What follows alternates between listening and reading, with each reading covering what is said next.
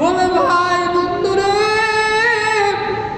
এতদিন বাবার নাম্বার থেকে কল আসতো, আজকে বহুদিন হয়ে গেল বাবার নাম্বার থেকে আর কেউ কল দেয় না। অনেক ভাই বন্ধুদের সাথে দেখা হয়, মা লেখে মোবাইলে নাম্বার সেভ করে রেখেছে, নাম্বারটা দেখা বলে রে ভাই বহু বছর হয়ে গেছে এই নাম্বার থেকে কল পাই না।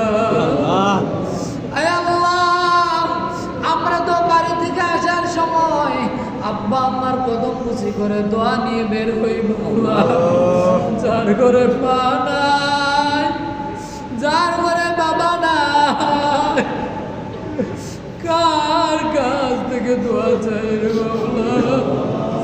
আয় আল্লাহ, আমরা তো বাবার সাথে নতুন পাঞ্জাবি পরে তাকবীর বলে বলে একসাথে ঈদগাহের মধ্যে আসি। অনেক এমন রয়েছে ছোটকালে যখন বাবা জীবিত ছিল, হয়তো 5 বছর আগেও বাবা ছিল, বাবার সাথে একসাথে ঈদগাহে এসেছিল মাওলা। আজকেও ঈদ হচ্ছে, ঈদগাহে এসেছে, কিন্তু বাবার সাথে নাই।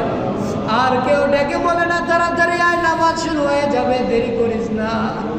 আয় আল্লাহ, এমন বাবা যাদের কবর দেশে মাফ করে দাও। আয় আল্লাহ, রোজা শেষ হয়ে গেছে, দুনিয়ার মানুষগুলো ঈদ উদযাপন করতেছে খুশি হয়ে, কবরবাসীরা কান্নাকাটি রোল ফেলে দিয়েছে, না জানি কার কবরে দাও দাও করে আগুন জ্বলে। আয় আল্লাহ, তুমি আমাদের আব্বা আম্মা, দাদা দাদি, নানা নানি, শ্বশুর শাশুড়ি, আত্মীয় স্বজন, বংশধরের কবর রাজা মাফ করে দাও। আয় আল্লাহ, তাদেরকে রমজানে যেমন মাফ করে দিয়েছিলা, কিয়ামত পর্যন্ত মাফ করে দাও। আল্লাহ, তুমি মাফ করে দিলে কেউ তোমাকে প্রশ্ন করনে ওয়ালা নাই মাওলা, দয়া করে মাফ করে দাও। আয় আল্লাহ, আমাদের সমস্ত মুসল্লিদের ফরিয়াদ কবুল করো। আয় আল্লাহ, আমার প্রিয় মুসল্লিদের কবুল করে না। বড় ভক্তি, শ্রদ্ধা, ভালোবাসা নিয়ে কুমিল্লা আদর্শ সদর উপজেলা মডেল মসজিদে আসে মাওলা, আমার মা বোনেরাও এসেছে মাওলা, সবাইকে কবুল করে না মাওলা কারীম। আয় আল্লাহ তাআলা, আমাদের বংশধর যারা কবর দেশে মাওলা, আয় আল্লাহ তাদেরকে মাফ করে দাও।